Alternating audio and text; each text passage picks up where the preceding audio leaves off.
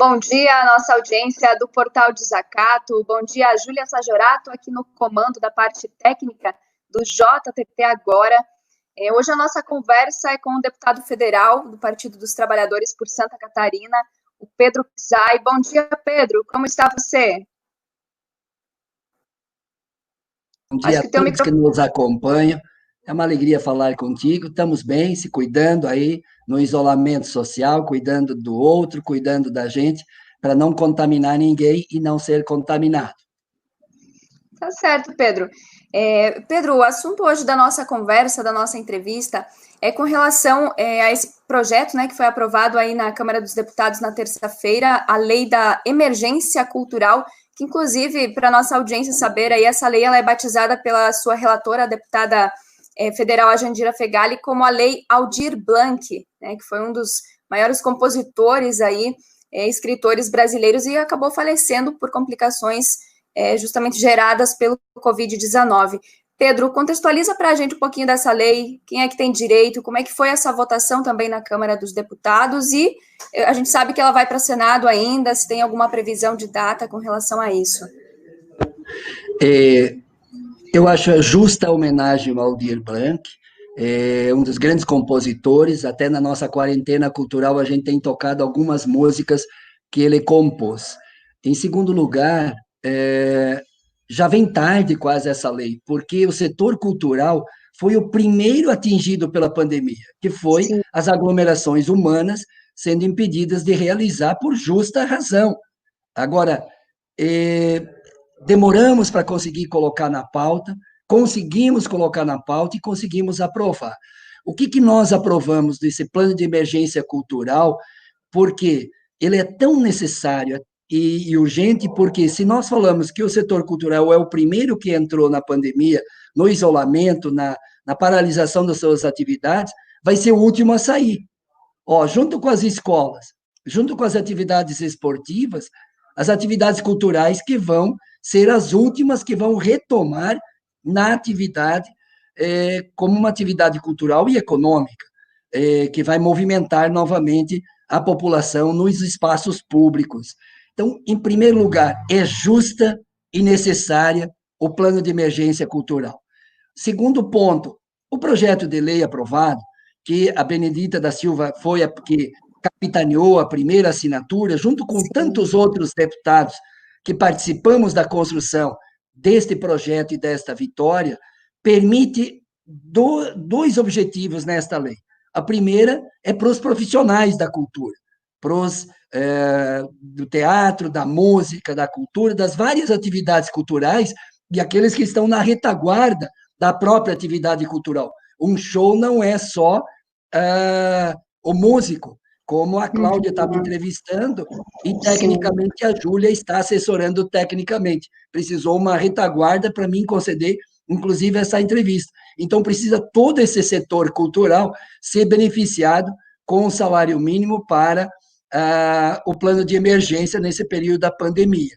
E segundo, o setor que tem pessoa jurídica, que precisa pagar imposto, precisa pagar luz, precisa pagar água, precisa pagar telefone, muitos precisam pagar os seus próprios funcionários, trabalhadores que não estão produzindo shows, atividades culturais. Então, o governo precisa também apoiar a pessoa jurídica, o setor cultural, com cancelamento ou prorrogação de dívidas, cancelamento ou prorrogação de tributos e cobranças, para que o setor continue vivo.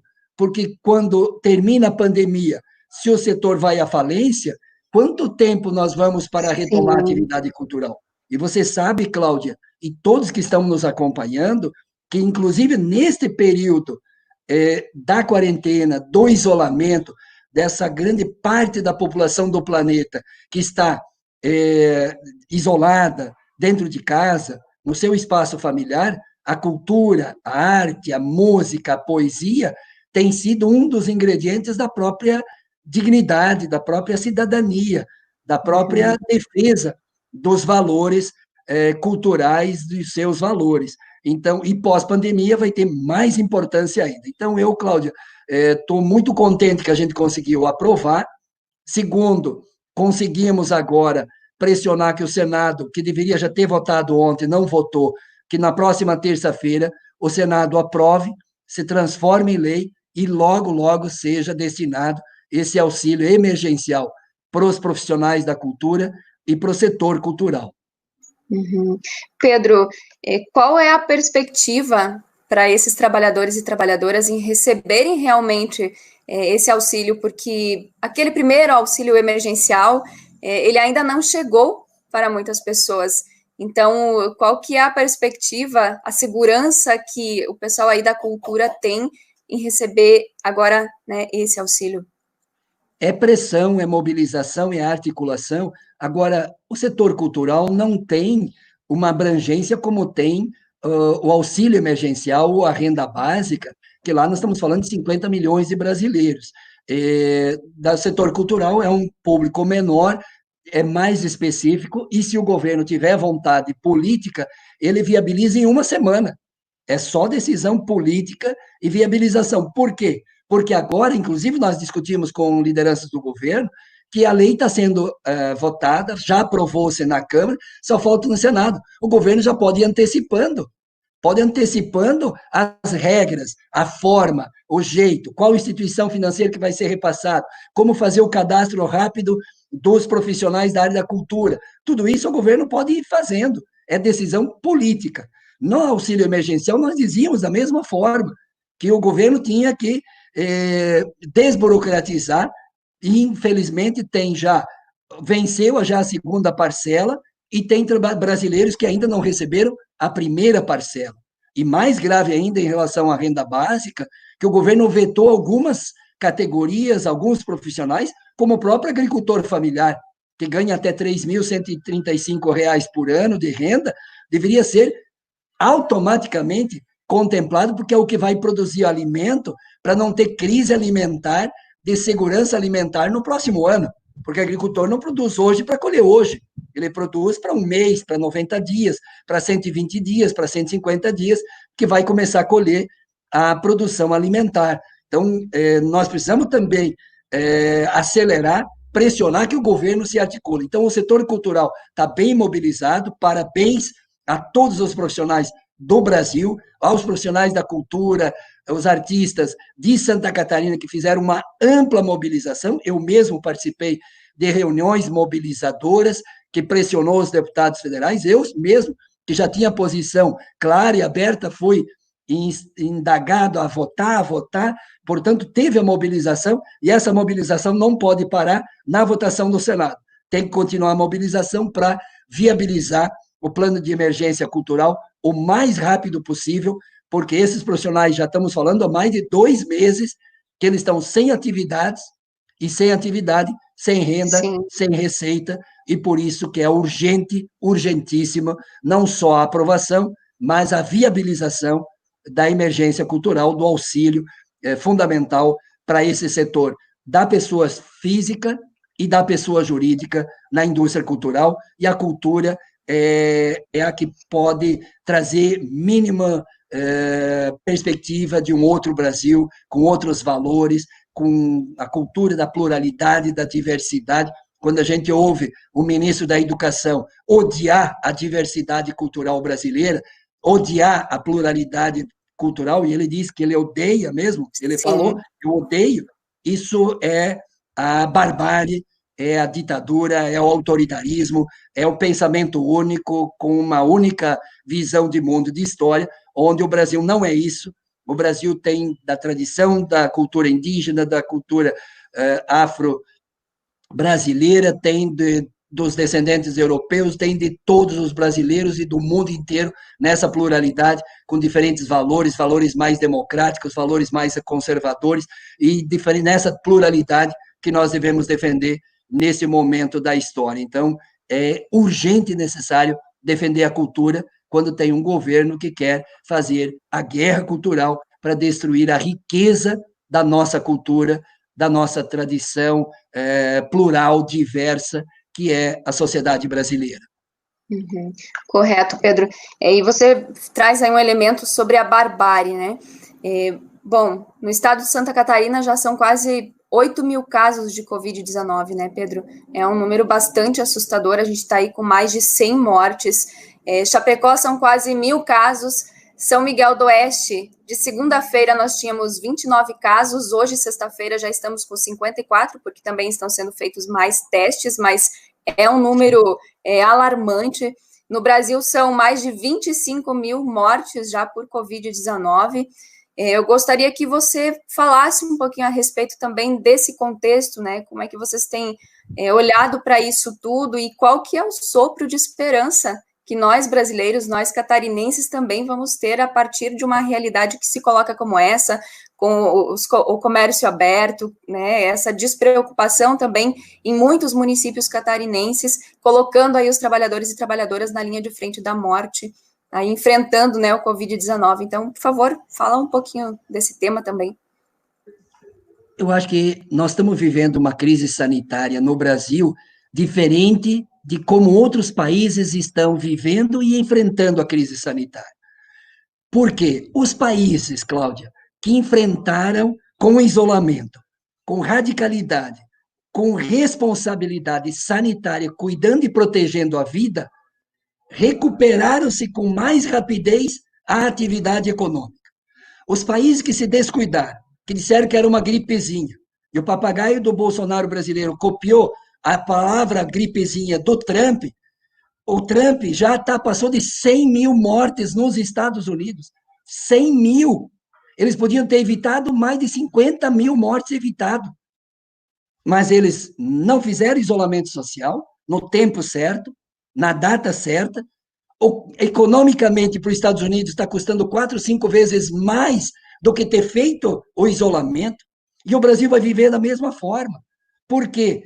Porque não se faz o isolamento com responsabilidade, porque se fez um discurso do não isolamento, porque a cloroquina, a hidroxicloroquina, ia curar os brasileiros, um discurso ideológico, eugênico, genocida, e está provado com pesquisas com 15 mil pessoas, pesquisas mundiais com 96 mil pessoas, que a cloroquina não só não produz nenhum efeito para a coronavírus, a Covid-19, tem efeito para as doenças autoimunes, mas não no caso da Covid-19. Para autoimune, ela foi criada esse remédio para isso. Então, não tem remédio. E um presidente diz, e prescreve pelo Ministério da Saúde, de forma criminosa, tanto que perdeu 2 ministros, dizendo que a saída é tomar esse remédio que não produz efeito. Não. O problema é mais grave, que, quem sabe o Gil Viana, que é o bolsonarista, deputado do Rio de Janeiro, que morreu da Covid-19, tomou cloroquina. Então, a pergunta é, morreu pela Covid-19 ou morreu pela cloroquina? E tem que investigar. Então, não tem remédio. Se não tem remédio, como é que tu evita que um familiar teu perca a vida, possa morrer? Estou falando do familiar, porque quando a Covid está longe, não está chegando em Chapecó, está chegando em São Miguel do Oeste, está chegando nos pequenos municípios, e agora vem o inverno na região sul. Olha, o epicentro da pandemia está no oeste de Santa Catarina. Tem a agroindústria já paralisando. Olha o prejuízo que deu em Pomirim, que o frigorífico paralisou. Por quê? Porque não teve o cuidado inicial. Só num dia, a BRF de Concórdia identificou 338 novos casos. Imagina. Entendeu? Então, ou nós cuidamos, cuidar da vida é cuidar da economia, esse falso debate que se tentou construir no Brasil, como nos Estados Unidos, todos os países que levaram a sério a pandemia, e é sério, e é grave, e produz a morte. É isso que as pessoas têm que ver. O que tem mais valor do que a vida? Do que a vida? Ah, o jovem vai ser assintomático. Sim, mas o jovem tem pai, tem parente, tem tio, tem tia, que tem mais fragilidade na sua saúde e vai contaminar. E é isso que é o mais grave, porque o jovem está contaminado, mas não expressa sintoma nenhum e continua divulgando, transmitindo a própria doença, muitas vezes para os seus familiares. Quando o Bruno, lá na rede social, diz: eu perdi meu pai pela Covid-19, eu perdi meu pai por desinformação, e eu perdi meu pai pelo discurso genocida de um presidente da República, que disse que não precisava fazer o isolamento social, e eu acreditei. Olha um filho falando, e ele diz: espero que outros filhos não enterrem seu pai como eu. Mas o Bruno não conseguiu velar seu pai. O Bruno não conseguiu fazer velório com seu pai, porque estava proibido e está proibido aglomeração humana. Não teve direito de ser sepultado, não teve direito de ser velado, só foi enterrado. Então, é isso. Então, a economia vai se recuperar com mais rapidez se nós cuidarmos da saúde do povo, do isolamento. Por isso, aos governadores, aos prefeitos, nós temos cumprimentado, se contrapondo à própria posição do presidente da República.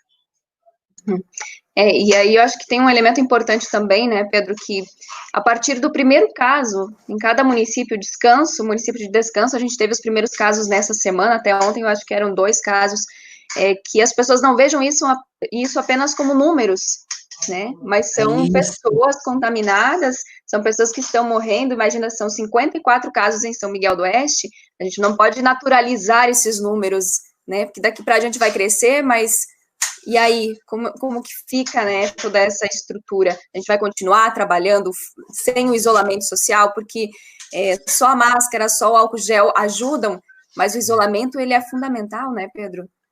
Eu acho que esses 3 elementos, se não tem remédio, porque às vezes, quando tu tem outro tipo de doença, tu vai lá na unidade de saúde, tu vai lá no pronto atendimento, ou tu vai lá no hospital, e o médico te receita. Hoje não tem nenhum remédio no mundo que comprove efeitos sobre a Covid-19. Esse é o ponto de partida. Segundo, se aumentar a crise sanitária no Oeste, quantos leitos de UTI nós temos em São Miguel do Oeste, ou Descanso, ou Itapiranga, ou Dionísio Cerqueira, ou Cedro, ou Guaraciaba, ou Anchieta, ou Chapecó, ou Pinhalzinho, ou Concórdia. A hora que você vai para o colapso do sistema, significa que tu não tem, nós estamos tentando agora, e eu estou destinando 4 milhões para o Hospital Regional de Chapecó, para conseguir mais 20 leitos da UTI, mais 20 leitos de UTI, e buscar, mas precisa de respirador, precisa de outros equipamentos junto com o respirador, porque senão não tem respirador. Quando um dos primeiros cidadãos catarinenses que morreu de Covid-19 é o empresário de Joinville.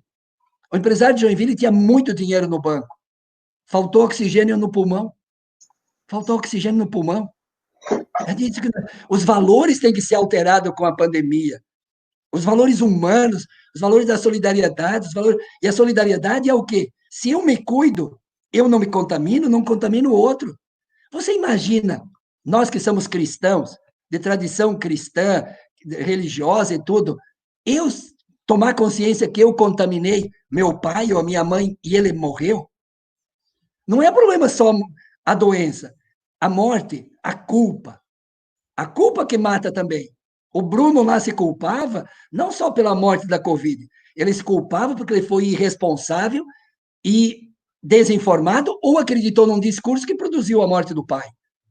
Isso que é o mais grave. Então, são valores que têm que ser retomados na sociedade, os valores da solidariedade, os valores do coletivo, os valores da coisa pública, do respeito ao outro.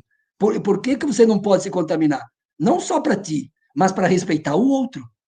Mesmo o jovem, que é assintomático, que pode não ter sintomas, mas tem muita gente que vai morrer se a gente se descuidar. Então, cuidar da economia e cuidar da vida, cuidar da saúde e cuidar da economia, é a mesma coisa. Não vamos com esse falso debate aí da avareza, da ganância, achando que esse é o caminho que vai salvar o país. Pelo contrário, vai virar uma tragédia humana e está sendo um vexame mundial o que está acontecendo no país. Né? O próprio Estados Unidos, que puxava o saco do presidente, fechou as fronteiras, porque lá atrás o próprio Trump diz o Brasil não está cuidando da pandemia. Ele próprio.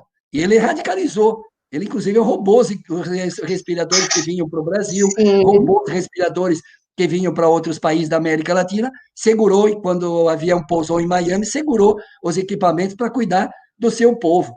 O Brasil está com dificuldade de cuidar do seu próprio povo, e nós temos que cuidar dos brasileiros nesse momento de pandemia para que a gente supere o mais rápido possível e volte à normalidade com outro Brasil mais humano, mais solidário, mais digno para todos os brasileiros. Pedro, hoje a gente inclusive colocou na edição pela manhã que Paraguai e Uruguai fecharam as fronteiras, né? Nessa linha que tu falou aí, então a gente já também noticiou pela manhã. O Brasil é irresponsável. Tu ouviu o discurso do presidente que é um genocídio, é uma irresponsabilidade, é um crime. É um crime o que ele está falando. Não tem nem ministro da saúde hoje, tem um ministro interino, porque o segundo não aguentou. O primeiro foi, né, saiu, o outro também saiu, não aguentou, por quê? Porque o Bolsonaro quer implantar o que os médicos são contra, o que os especialistas, o que a ciência diz, no mundo inteiro, no mundo inteiro. Então, o Brasil, no tratamento da pandemia, é o pior do mundo. Só que é o pior do mundo o que você falou, Cláudio. Não é número, é mortos, é desemprego, é miséria, é fome, é desigualdade social, é destruição dos mecanismos mínimos de política pública e social. Nós temos que fortalecer o SUS, nós temos que fortalecer o Estado. Os próprios empresários de vários setores, se não tiver o Estado brasileiro, uns que defendem o neoliberalismo, Estado mínimo, agora estão precisando de crédito. Precisa de Estado. Não tem, o mercado não vai salvar da pandemia, da crise. Só tem um instrumento que vai salvar pós-pandemia, é o Estado, é o governo, é o Estado brasileiro que vai permitir política de indução ao desenvolvimento com crédito para o setor empresarial, com crédito para os agricultores, com crédito e manutenção do emprego ou garantir direito ao emprego com salário minimamente digno para ele consumir e movimentar a economia.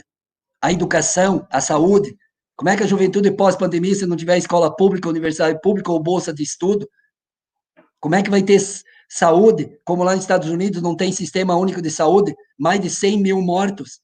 O jovem lá de 23 anos não tinha o plano privado de saúde, morreu sem ser atendido de Covid-19, um menino de 23 anos. Nós temos SUS, e graças ao SUS, que ainda não está morrendo tanta gente no nosso país.